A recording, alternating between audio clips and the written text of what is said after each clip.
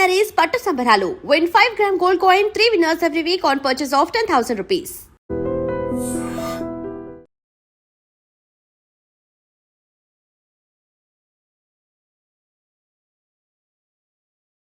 ఉప్పల్ తర్వాత ఎస్బీ నుంచి ప్రమోషన్ తీసుకొని రాజేంద్ర నగర్.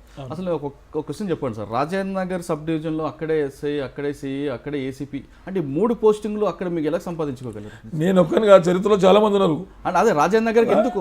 కరీంనగర్ కూడా ఆఫీసర్ ఉన్నారు, చాలా మంది ఆఫీసర్ ఉన్నారు, ఈయన తిరిగి ఆఫీసర్లు ఉన్నారు. ఎట్లుందంటే డేర్గా ఫేర్గా పనిచేసుకోవడానికి అన్ని అట్రిబ్యూట్ చేస్తారు. మురళి కాసిన చెట్టుకి రాళ్ళు కొడతాయి, ఏం కాయకుండా చెట్టు రాళ్ళు కొట్టరు. ఇప్పుడు నేను అక్కడ వేస్తే నేను పోస్టింగ్ వేసుకొని పోను కదా. ఆఫీసర్ పోస్టింగ్ వేస్తాడు, డిఐజీ లెవెల్లో సిఐ ఉంటే సిఐ, డిఐజీ లెవెల్, డిఎస్పీ అంటే గవర్నమెంట్ లెవెల్ పోస్టింగ్స్ అవుతాయి. నేను కాదు కదా. పొలిటికల్ సపోర్ట్తో వచ్చింది. పొలిటికల్ సపోర్ట్ అనేది అట్రిబ్యూషన్స్ అన్ని efficiency, work efficiency. Rajendra Nagar అనేది సర్వేశ్వర రెడ్డి కాదు, మీకు గతంలో చాలా మంది చేసేది కూడా అక్కడే ఎస్ఐ, అక్కడే సిఐ, అక్కడే డిఎస్పీ. ఎలా సాధ్యం? రాజేంద్ర ఎస్ఎస్సీ లేను, ఓన్లీ సిఐ, డిఎస్పీ. అది ఎలా సాధ్యం అంటారు? మీరు ఒక్కరే కాదు, జనరల్గా ఎంత ఎలా సాధ్యం అన్న దానికి ఆన్సర్ నేను రైట్ ఆన్సర్ చెప్పలేను. పీపుల్ ఆఫీసర్ వేసే ఆఫీసర్ ఉంటాడు, వాళ్ళు వాళ్ళకు ఉన్నటువంటి యాంగిల్ ఏ యాంగిల్ చూస్ చేస్తారు అనేది దట్ ఈస్ దేర్ లుక్. అది నేను చెప్పేది కాదు కదా, అది నేను ఎలా చెప్పగలుగుతాను? ఓకే, రాజేంద్ర నగర్లో మీరు అచీవ్మెంట్స్ ఏం చేశారు? రాజేంద్ర వచ్చినప్పుడు చాలా అచీవ్మెంట్ చేసాం మురళి. అది అప్పట్లో రాజశేఖర్ గవర్నమెంట్ ఈ ఫ్లైఓవర్ బ్రిడ్జ్ కాలేదు, ఎవరి ఫ్రీక్వెంట్ విజిట్స్ విఐపి బందోబస్తులు ఎక్కువ ఉండేది. ఇప్పుడు హైటెక్ సిటీ ఉన్నది, నాక్ గ్రౌండ్స్ ఉన్నాయి, చాలా ఇంటర్నేషనల్ ప్రోగ్రామ్స్ ఎన్ని అయినాయి. అప్పుడు ప్రభాకర్ రెడ్డి సార్ కమిషనర్ ఉండే, ఎలాంటి తప్పు ఎక్కడ చిన్నది చేస్తే కట్టుకది ప్రభాకర్ రెడ్డి సార్ అంటే. మిగతా ఆఫీసర్ గురించి నేను చెప్పలేను, కానీ ప్రభాకర్ సార్ గురించి సార్ దగ్గరికి వస్తే ఆయన పోస్ట్ మార్టం చేస్తాడు, నెల్ టు నెక్ అది పక్క చేస్తారు సార్. అలాంటి ఆఫీసర్ దగ్గర పనిచేసాం మేము. ఎలాంటి మరి చిన్న ఛార్జ్ మెమో లేదు ముందు నాకు లైఫ్లో. ఓకే, ఛార్జ్ మెమో లేవు. రాజేంద్ర నగర్లో మీరు చేసే ఇప్పుడు మంచి వర్క్స్ ఏమన్నా చెప్పండి? చాలా వర్క్స్ మురళి. రాజేంద్రలో ఉన్నప్పుడు ఎన్నో పని, మళ్ళీ క్రిమినల్స్ కంట్రోల్ చేస్తుంటాము. సెన్సేషనల్ మర్డర్ కేసులు ఉన్నాయి, ఎన్ని మర్డర్ కేసులు దాదాపు 15, 16, 17 మర్డర్ కేసులు అయినాం. అంతకుముందు రాజేంద్రలో ఏముందంటే సిటీలో మర్డర్ తీసుకొచ్చి డెడ్ బాడీ డంప్ చేసేది రాజేంద్ర. మేజర్ క్రైమ్ అది. ఎక్కడ ఇళ్ళకి ఏరియాలు అక్కడికి వేసుకుంటే తల ఉంటే మొండే ఉండదు, మొండ ఉంటే కాలు ఉంటే బాడీ ఉండదు. That was the situation was prevailed in Rajendra. Total control చేసినాం ప్రభాకర్ రెడ్డి గారి లీడర్షిప్లో. సార్ గైడ్ చేస్తారు, మీరు ఏం చేస్తారు, డెడ్ బాడీ ఒకటి పడితే మాత్రం అని చాలా సీరియస్. బాగా గుర్తు, రాజేంద్రలో మర్డర్ కేసు మీరు బాగా అచీవ్మెంట్ మంచి డిటెక్ట్ చేశారు, అది ఒకసారి గుర్తు తెచ్చుకోగలరా? లేడీ సునీల్ వర్మ. ఎగ్జాక్ట్లీ నా ఫోకస్. మీరు ఇది ప్రొఫెషనల్ కాన్సెప్ట్ ఫోకస్. ఇది ప్రొఫెషనల్గా పోలీస్ ఆఫీసర్ ప్రొఫెషనల్గా తన ఏరియాలో మర్డర్ జరిగితే తన డీటెయిల్ ఎక్కడైనా జరిగింది ఇన్ఫర్మేషన్ పట్టుకోవాలి. ఆ కాన్సెప్ట్లో భాగం ఇది. సునీల్ అగర్వాల్ అనే ఒక సెన్సేషనల్ మర్డర్ అయింది సిటీలో. అప్పుడు డీజీ గారు కొత్తగా వచ్చి రిపోర్ట్ చేశారు, సారు ఇప్పుడు లేడు. ఆ కంట్రోల్ రూమ్ పక్కన మర్డర్ అయింది. ఒక బ్యాగ్ తీసుకుపోవడం దానివల్ల సునీల్ అగర్వాల్ అంటే మర్డర్ చేశాడు. ఒక అఫెండర్ ఇబ్రాహిం గ్యాంగ్ అనేది నటోరియస్ గ్యాంగ్. దాని డిటెక్షన్ చాలా ఈజీ. మర్డర్ చేసి ఆ బ్యాగ్ తీసుకుపోతే స్కఫ్లో బ్యాగ్ తీసుకుపోలేదు, ఫైర్ ఓపెన్ చేసి చనిపోయింది స్పాట్లో. అది కమ్సంటే నారాయణలో పోలీస్ స్టేషన్, నా డిటెక్షన్ కాదు. నేను చేయాల్సిన అవసరం నాకు లేదు, నా పద్ధతి నేను చూసుకోవాలి. కానీ నాకు ఒక ప్యాషన్ ఉంది, ఎక్కడైనా సెన్సెస్గా వేస్తే నేను ఫోకస్ చేస్తాను వృత్తిలో, ఎందుకంటే పట్టుకోవాలంత తపన. అప్పుడు నేను మిస్సెస్ నాకు ఒక టీం ఉంటుంది, ఎక్సలెంట్ టీం ఉంది. ఆ రోజులో ఐటీ టీం పెట్టుకుంటుంది. ఓన్లీ క్రైమ్ ఎవ్రీ వీక్ ఒక సెన్సేషన్ కేసు చేస్తారు. మీరు చూడండి, ఆ రోజుల్లో సిటీ కమిషనర్ వాళ్ళు కూడా రాజేంద్ర ఎట్లా చేస్తుండ్రో, ప్రతి వారానికి ఒక కేసు డిటెక్ట్ చేస్తుండ్రు అని అప్రిషియేట్ చేయడం కూడా జరిగింది. చాలామంది ఆఫీసర్స్ ఉన్నారు. నేను యాక్చువల్ ఫ్యామిలీ తీసుకొని సిటీ పోతున్నాను.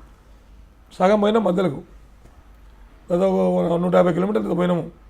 కొంత నా టీంకి వెళ్ళి ఇన్ఫర్మేషన్, సార్ మనకు ఒక క్లూ వచ్చింది అన్నాడు.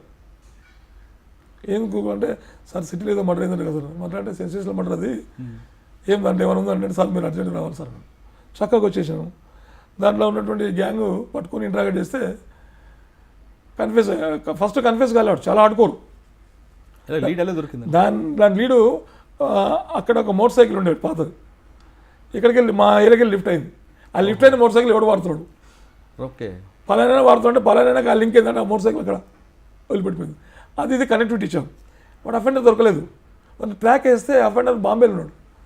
భార్య పిల్లలు పెట్టి ఒక కొడుకు చిన్న పిల్లాడు. నా team Bombay commissioner, I no way connected. అప్పుడు కమిషనర్ గారికి ఇంటిమేట్ చేసి, sir I'm interested in that case, I want to invest the case అని చెప్తే ఓకే గో హెడ్ అన్నాడు. బాంబేకు పంపించిన టీం మంచి హెడ్ కానిస్టేబుల్ చాలామంది మంచి ఎక్సలెంట్ టీం ఉండే. బాంబేకు వెళ్ళి ట్రేస్ చేశారు, హౌస్ ట్రేస్ చేశారు. ట్రేస్ చేసిన వాడు ఇంట్లో లేడు. వానికి ఒక సెంటిమెంట్ ఉంది. నేరస్తుడికి. ఇబ్రాహీంకి ఒక సెంటిమెంట్ ఉంది, వాడు ఎక్కడున్నా పిల్లాడు ఏడుస్తున్నట్టే ఇంటికి వస్తాడు. ఓహో, బాబు ఏడుస్తున్నాయంటే బాబు ఏడుస్తున్నా ఇంటికి వస్తాడు. అప్పుడు అక్కడికి వెళ్ళి హెడ్ కానిస్టేబుల్ ఫోన్ చేశాడు, సార్ ఇట్లా ఉంది సిచ్యువేషన్, ఏం చేయాలి సార్, వాడు అక్కడ బయటకు పోయినట్టే వచ్చేట్లేడు, ఎప్పుడు వస్తాడేమో తెలియదు అంటే డోంట్ లీవ్ దట్ రూమ్ అని చెప్పిన. గైడింగ్ ఫ్రమ్ రాజధాని టు బాంబే, బాంబే టు గోవా ఎక్స్ప్రెస్లో రాజధాని టు బాంబే గైడింగ్. అయితే అప్పుడు నేను చెప్పాను, మీరు ఇంట్లోనే ఉండండి, కన్సీల్ అయి ఉండండి, భార్యతోనే ఫోన్ చేయించండి. సెంటిమెంట్ ఉంటుంది ప్రతి పిల్ల, ఏ క్రిమినల్కైనా ఒక సెంటిమెంట్ ఉంటుంది. ఆ సెంటిమెంట్ వీళ్ళు అవుతారు. సెంటిమెంట్ ఆయింట్మెంట్ రాశారు. సెంటిమెంట్ అనేది ఒక ఆయింట్మెంట్ రాసి ఆ భార్యతోనే పిల్లలు ఏడుస్తుంది పిలిపించడం, పిలిపి తప్పులో పట్టుకుని కథ పట్టుకొని తీసుకొస్తే ఇంట్రాగేట్ చేస్తే ఎంతకు ఒప్పుకోడాడు. ఇంట్రాగేషన్ బాలనగర్ తీసుకుపోయి ఇంట్రాగేట్ చేసి సిటీ పోలీస్ కూడా ఇంట్రాగేట్ చేసిండు.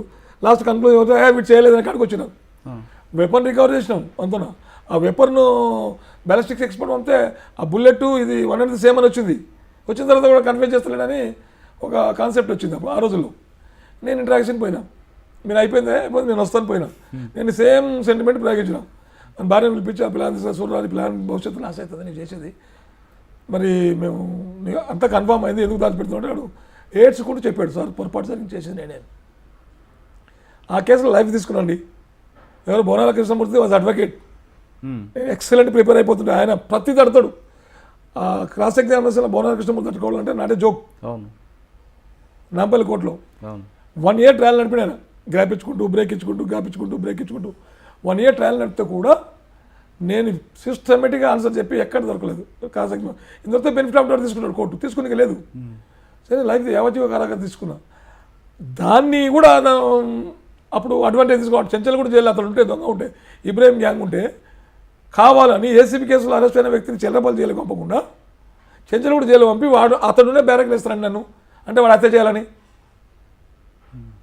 మరి ఏసీబీ ఊహమా, దీని వెనుక ఎవరైనా వ్యూహమా, అది మీకు తెలవాలి.